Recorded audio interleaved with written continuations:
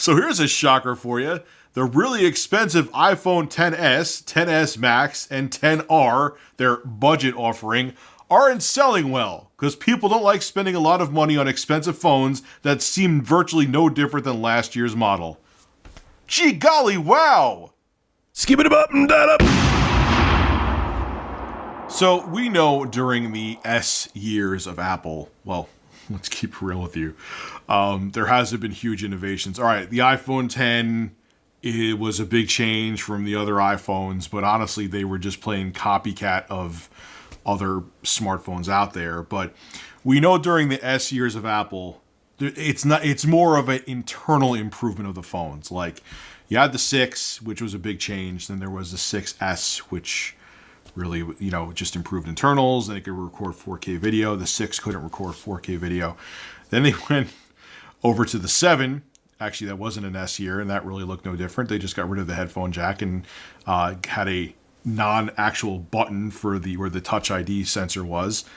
But whatever, my point being is that during the S years, there's not that much excitement. But there hasn't been really much excitement around iPhones, even though they sell like crazy, for a very long time because Apple forgot how to innovate. Granted, the whole industry has become stagnant with lack of improvements. But Apple especially, I feel like, has become the Call of Duty of phone makers, where they just give the same crap every year, just add a little couple things different, and then say, hey, here's a new phone. Give us $1,200 for it.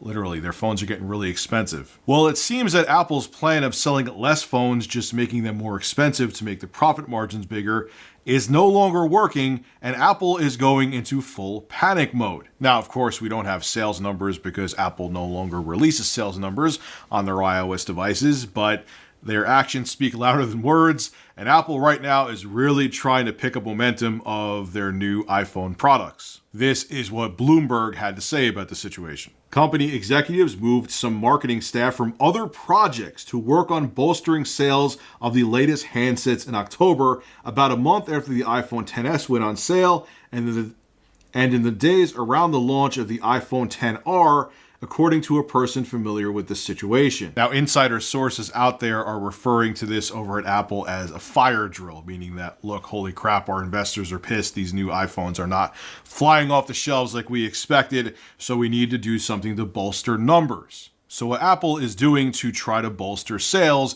is, instead of cutting the price of the iPhone XS and XS Max and XR, because that would make them look bad, they're actually doubling the amount they'll give for trading in other iPhone devices. For example, if you trade in an iPhone 7 Plus right now, instead of getting $150, you'll get $300 towards the purchase of an iPhone XR. And what's interesting is, if you go to apple.com right now, it says the iPhone XR for $449, limited time, in bold letters, and then under it in a smaller font, they have trade in your current iPhone and upgrade to a new one. Now, of course, there's caveats to trading in your old iPhone. Say, for example, you want to trade in your iPhone 7 Plus, which is still a good phone that's more than capable. You're not really doing an upgrade going to the XR.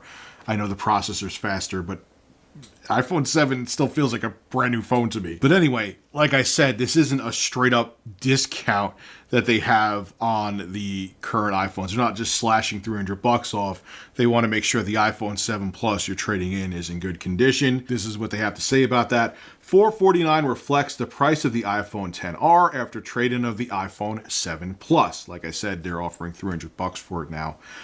Trade-in values vary based on the condition, year, and configuration of your trade-in device, and may also vary between online and in-store trade-in. So like I said, it's not just Apple slashing prices. They want you to trade something else in, and it needs to be in good condition. And also, how much storage does it have? Is it the 256 gigabyte iPhone 7 Plus, or is it the 128, or is it the 64? You'll get less if there's less storage, and so on and so forth. And is there a dent on it? And you should just slash the prices, Apple, if you want to actually get more sales, but whatever. I'm not a $1 trillion company, and I'm not Tim Cook, so I don't make these decisions. And just to show you how dire things are, now keep in mind, dire for Apple.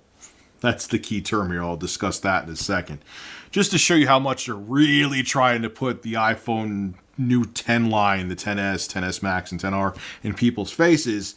Recently on the Ellen Show, they had Ellen DeGeneres with Julia Roberts, and they gave away iPhone XRs to the entire audience. Here's a little bit of footage from that. Take a look. This is the first time we have ever done this in 16 seasons. You're getting the brand new iPhone 10. It's the most wonderful time of the year.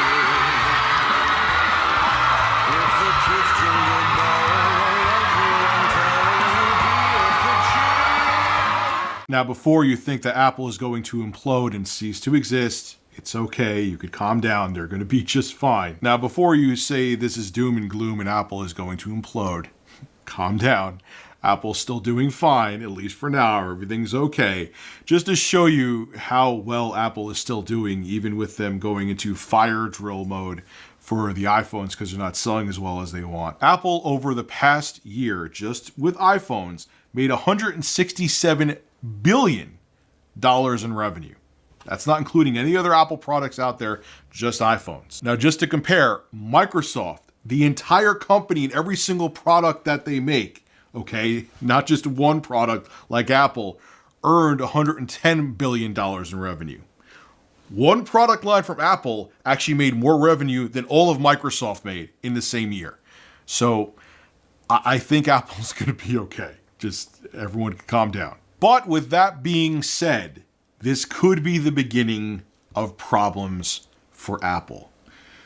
Apple, there was a time, and I remember these times, and I still didn't own an iPhone back then, where you were the first out of the gate with things, or at least the first out of the gate doing things right. There were smartphones before Apple, but they sucked. Then the iPhone came out, and they changed the entire industry. You could despise Apple, you could despise Steve Jobs, he was a prick. But when the original iPhone released, the entire industry changed. Can you please tell me that? Please tell me that that's not true, okay? Even when Google was working on Android, okay, before the iPhone, they actually were trying to copy BlackBerry. iPhone releases, then they make it look more like iOS. Come on, man. There were tablets before the iPad, but it was the iPad that made tablets very user-friendly. I remember way back in the day at Circuit City, they had tablets from HP and other brands. Oh my God, they were so bad. They ran Vista, they ran like crap, and imagine sitting there with Vista out of all operating systems trying to use a tablet. Oh God, I remember using them. It was painful. Then the iPad comes out and it's more streamlined. Has Apple made mistakes? Yes. And I could go into other examples. There's plenty of other examples too of Apple streamlining things. And they weren't the first to the market, but they were the first to the market to do it right. I don't see them really doing that anymore. And now you're going to have the Samsung Galaxy S10, which seems like it's going to be the first true all-screen smartphone, minus a little hole for the front-facing camera. And again, it just seems like Apple went from being the company that defined how the industry goes to being the company that plays catch-up with devices, where they're taking features from other companies, their competitors, and then putting them in the iPhone. How many years did Android phones have OLED screens before Apple did? And I know the argument's made that, oh, Apple just wants to make sure the technology's perfect. Wireless charging has been doing fine for ages. It still isn't perfect anyway. It's still not perfect on the iPhone 8, iPhone 10, iPhone XS, and iPhone XS Max. It's still not perfect. I still think that wireless charging can be improved. So don't tell me that they're waiting for perfection. Apple's not the same Apple that they were even 6 or 7 years ago. And as much as Steve Jobs was an asshole, he knew how to steer the company in the right direction. And I'm not saying that Tim Cook is doing a bad job. I just don't think he has the same vision that Steve Jobs had. Like him or dislike him, the son of a bitch was a genius. And it'll be interesting to see where Apple is another 10 years from now, because there's a lot of competition out there. There's a lot of powerful, affordable phones that really are giving the iPhone a run for their money.